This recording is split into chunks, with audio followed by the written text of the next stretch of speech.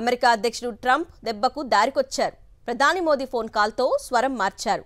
భారత్ పాకిస్తాన్ మధ్య కాల్పుల విరమణ ఒప్పందాన్ని కుదిర్చింది తానేనంటూ పదే పదే ప్రకటన చేసిన ట్రంప్ ఎట్టకేలకు వాస్తవాన్ని అంగీకరించారు.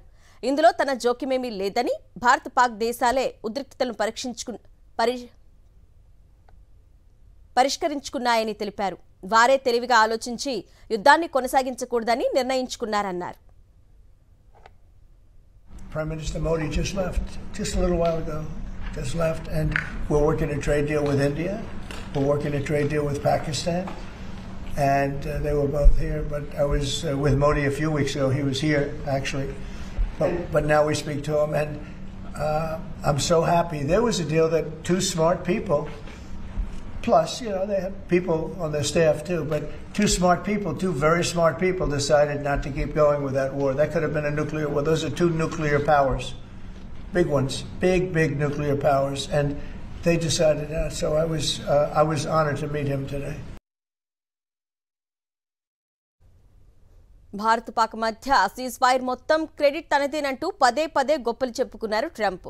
దాడులు ఆపకపోతే ఇరు దేశాలతో వాణిజ్యం నిలిపేస్తామని బెదిరించి కాల్పుల విరమణకు ఒప్పించారని చెప్పుకున్నారు. దీనిపై దేశీయంగా రాజకీయ దుమారం కూడా రేగింది.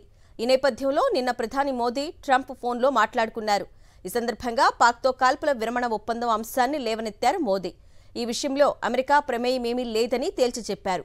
ఇది రెండు దేశాల సైన్యం చర్చలు జరిపి తీసుకున్న నిర్ణయమని, మధ్యవర్తి ఎవరూ లేరని స్పష్టం చేశారు. అంతర్గత వ్యవహారాల్లో ఇతరుల జోక్యాన్ని భారత్ ఎన్నటికీ అంగీకరించదని తెగేసి చెప్పారు మోదీ. ఈ ఫోన్ సంభాషణ తర్వాత ట్రంప్ వెనక్కు తగ్గారు. భారత్ పాక్ సీజ్ ఫైర్లో తన జోక్యం లేదంటూ ప్రకటన చేశారు.